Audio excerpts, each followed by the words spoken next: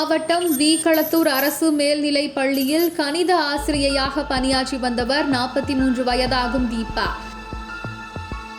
இவர் திடீரென ஒரு நாள் மாயமானார்.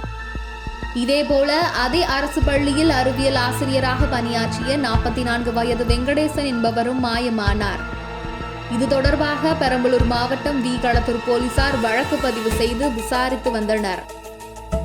இந்த வழக்கில் எந்த முன்னேற்றமும் இல்லாத நிலை இருந்தது. இந்நிலையில் திடீர் திருப்பமாக கோவையில் தீபாவின் காரும் அந்த காரில் இரத்தக்கரை படிந்த சுத்தியலும் கத்தி ஒன்றும் கிடைத்தது.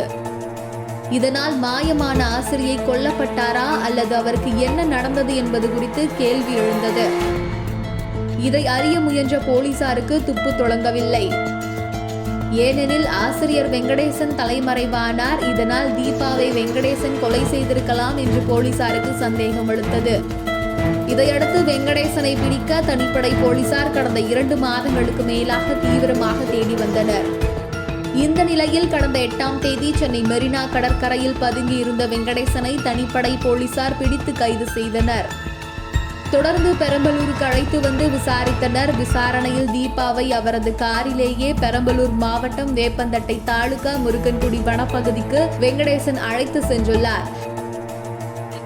அங்கு காரில் வைத்தே சுத்தியலால் அடித்து கொலை செய்திருக்கிறார். பின்னர் அவரது உடலை காரிலேயே புதுக்கோட்டை அருகே பூசுத்துறை வெள்ளாற்றின் கரையோரத்திற்கு எடுத்து சென்று பெட்ரோல் ஊற்றி எரித்துள்ளார்.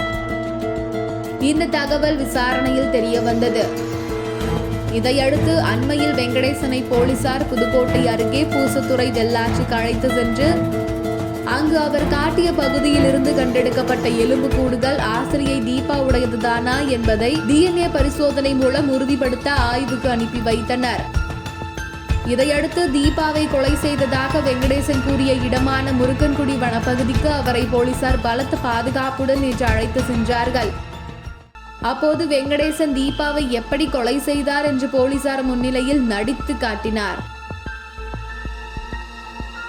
தொடர்ந்து வெங்கடேசனிடம் போலீசார் நடத்திய விசாரணையில் பல்வேறு தகவல்கள் வெளியானது. ஆன்லைன் வர்த்தகத்தால் முதலீடு செய்தால் அதிக லாபம் பெற்று தருவதாக பெரம்பலூர் மாவட்டத்தில் உள்ள ஆசிரியர்கள் பலரிடம் வெங்கடேசன் பணம் பெற்று முதலீடு செய்திருக்கிறார். ஆனால் அந்த ஆன்லைன் வர்த்தக மோசடியால் வெங்கடேசன் கடனாளி ஆகியிருக்கிறார். இதனால் மன உளைச்சலுக்கு ஆளான அவர் தீபாவிடமும் சரியாக பேசாமலும் பள்ளிக்கு செல்லாமலும் இருந்திருக்கிறார். இதனால் தீபாவிடம் கொடுத்த பணத்தை வெங்கடேசன் அவ்வப்போது கேட்டு வந்துள்ளார். இந்நிலையில் சம்பவத்தன்று தீபா தன்னிடம் வெங்கடேசன் சரியாக பேசாமல் இருப்பது குறித்து அவரிடம் கேட்டு சண்டை போட்டதோடு வெங்கடேசன் கொடுத்த பணத்தை அவரது முகத்தில் தூக்கி வீசியுள்ளார். தொடர்ந்து சமாதானம் அடைந்த வெங்கடேசன் தீபாவின் காரிலேயே வெளியே சென்றுள்ளார்.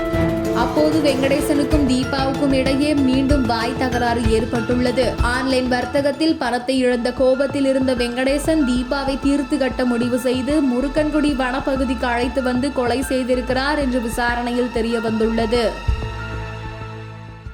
மேலும் இந்த மாதிரியான செய்திகளை உடனுக்குடன் தெரிந்து கொள்ள சிவப்பு நாடா யூடியூப் சேனலை சப்ஸ்கிரைப் பண்ணிக்கோங்க.